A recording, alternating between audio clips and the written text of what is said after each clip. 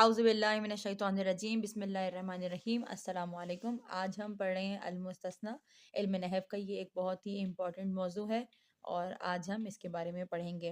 अल-मुस्तस्ना यानी कि किसी चीज़ को एक्सेप्शनल केस देना, यानी उसको किसी जिन्स से अलहदा करके बयान करना। इसके तीन जुज़्व हैं। एक है इदातुल इस्तिस्ना, यानी वो हर्फ जिससे इस्तिस्ना कायम किया जाए। दूसरा है मुस्तस्ना मिन्हु, यानी जिसमें से इस्तिस्ना किया जा रहा है, जिसमें से निकाला जाए। और एक है मुस्तस्ना बिही,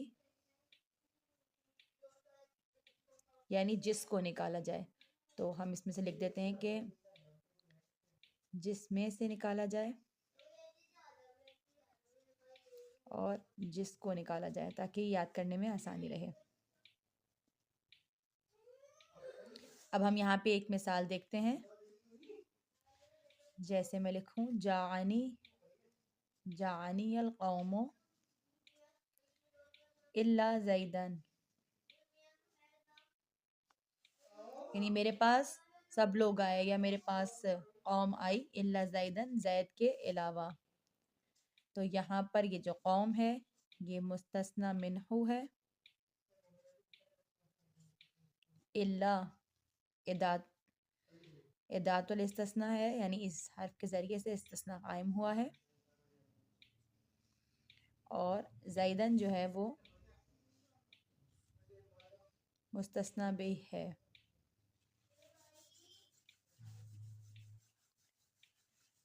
मुस्तस्ना की दो किस्में हैं।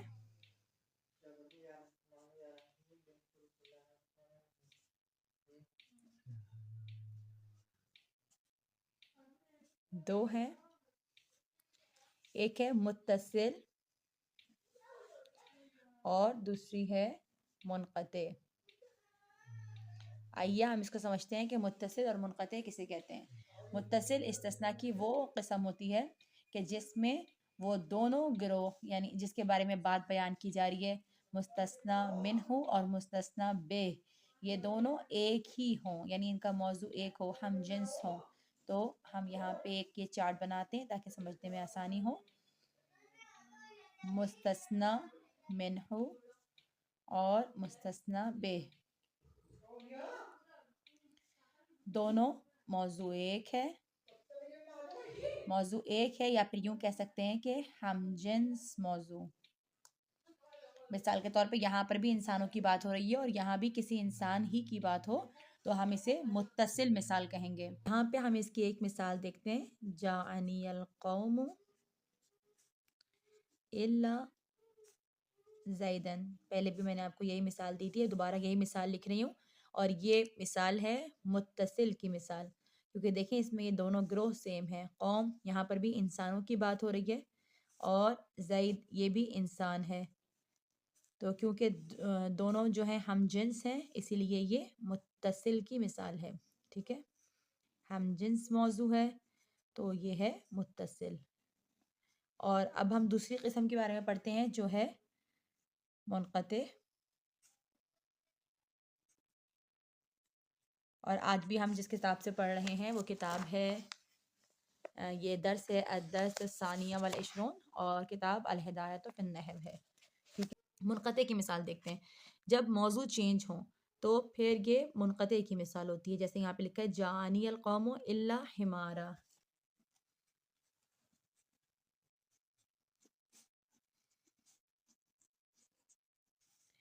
मेरे पास सब लोग आए सिवाय गधे के।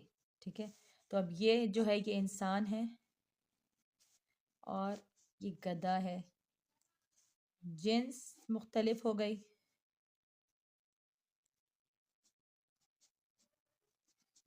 तो ये मिसाल बन गई मुनक़ते की। ठीक है, तो ये तो हमने पढ़ ली है कि अल-मुस्तस्ना जो है इसकी दो इक़साम होती हैं, एक मुत्तसिल और एक मुनक़ते। अब हम आगे बढ़ते हैं। अब हम देखेंगे कि जो होता है उसकी कितनी इक़साम होती हैं। जुमला इस्तिस्नाइया की भी दो इक़साम होती हैं। ठीक है, दो इक़साम है। پہلی قسم کیا ہے کہ وہ تام ہے. تام سے مراد یہ ہے کہ وہ اس میں المستثنی منہ موجود ہے.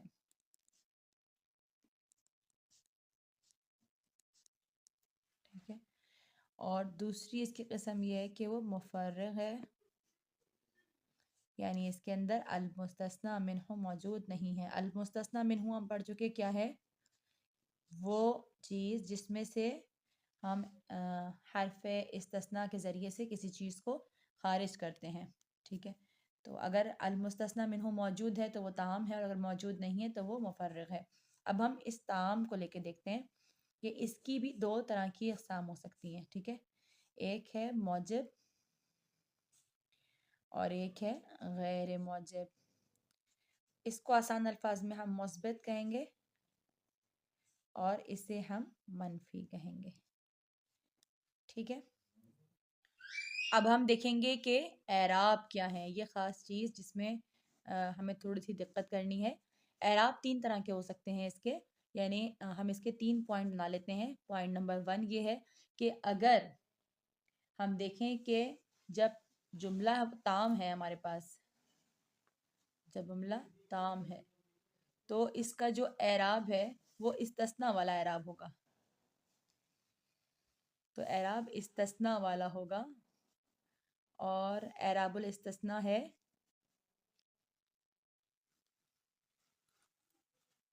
نصب. ٹھیک ہے. اس کی ایک مثال بھی دیکھ لیتے ہیں.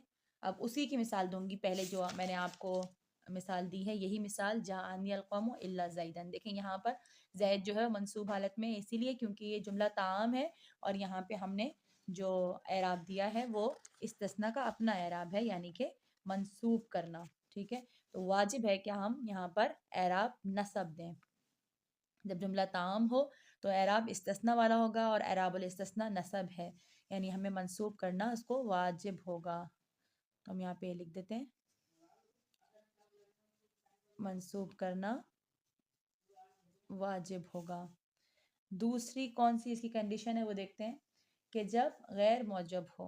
یہاں پہ یہ جملہ تام بھی ہے اور موجب بھی ہے، یعنی کہ مثبت جملہ ہے. ٹھیک ہے. یہ بھی ہم یاد رکھیں گے.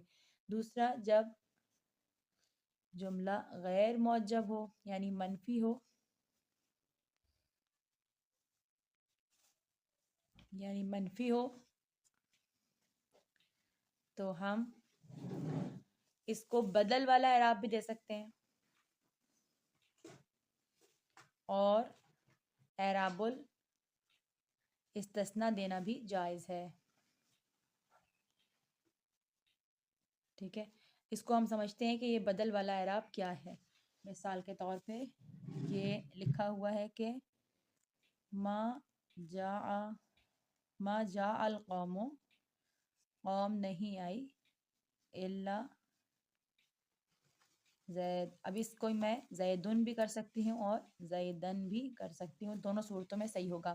زیدن کیوں ہے، یہ تو اس کا اپنا اعراب ہے، یہ دے سکتے ہیں.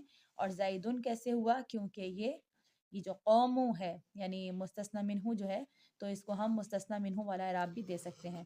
تو یہ ہمارے پاس ہمارے لیے جائز ہوگا. یہاں پہ ہم لکھ دیتے ہیں کہ جائز ہے دونوں اعراب. ٹھیک ہے. چاہے تو اس کو اس کی اپنی حرکت دے دیں نصب والی، اور چاہے تو اس کو مستثنی منہ والا اعراب دے سکتے ہیں. یہ ہو گئی دوسری کنڈیشن. اب ہم تیسری دیکھتے ہیں. جب مستثنی منہ جملے میں موجود نہ ہو،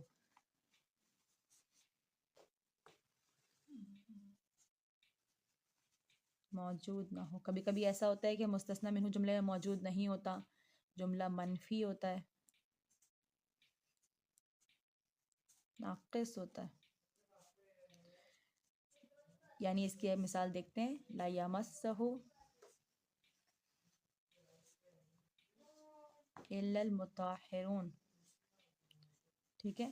تو یہاں پر ایک چیز محذوف ہے، یعنی مستثنی منہ جو ہے کہ یعنی کس میں سے ہم نے مطہرون کو کس میں سے علیحدہ کیا ہے، یہاں پر وہ موجود نہیں ہے. یہاں پہ انسان کا لفظ موجود نہیں ہے کہ سب لوگوں میں سے مطہرون ہیں جو صرف مس کر سکتے ہیں، نہیں مس کر سکتے سوائے مطہرون کے، سوائے پاکیزہ لوگوں کے۔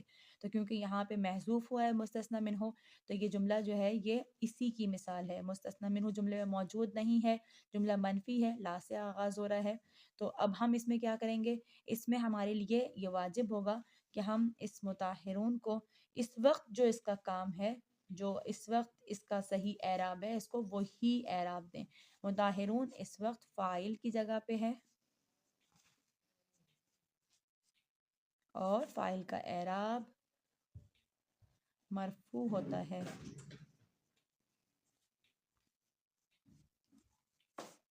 تو اسی لیے ہم نے اس کو یہاں پہ حالت رفع میں رکھا۔ تو یہ تھے اس کے اعراب۔ موجودہ کیفیت کے مطابق اعراب دینا ہے۔ اگر ہم دیکھیں کہ پیچھے کوئی بھی اس کا عامل آ جائے گا تو یہ اس کے حساب سے اپنے اعراب کو چینج کر لے گا۔ فاعل ہوگا تو مرفوع ہوگا، اگر یہ مفعول ہوا تو اس کا جو اعراب ہے وہ منصوب ہو جائے گا، اگر اس کے پیچھے اس کو مجرور کرنے کا کوئی سبب آ گیا تو اس کا جو اعراب ہے وہ بھی مکسور ہو جائے گا۔ ٹھیک ہے، تو یہ ہمارا پورا چیپٹر استثناء کا مکمل ہوا۔ انشاءاللہ کہ سب کو بہت اچھا سمجھ میں آیا ہوگا۔ پھر بھی اگر اس میں کوئی چیز پوچھنے والی ہو تو ضرور سوال کر لیجیے گا۔ اللہ حافظ۔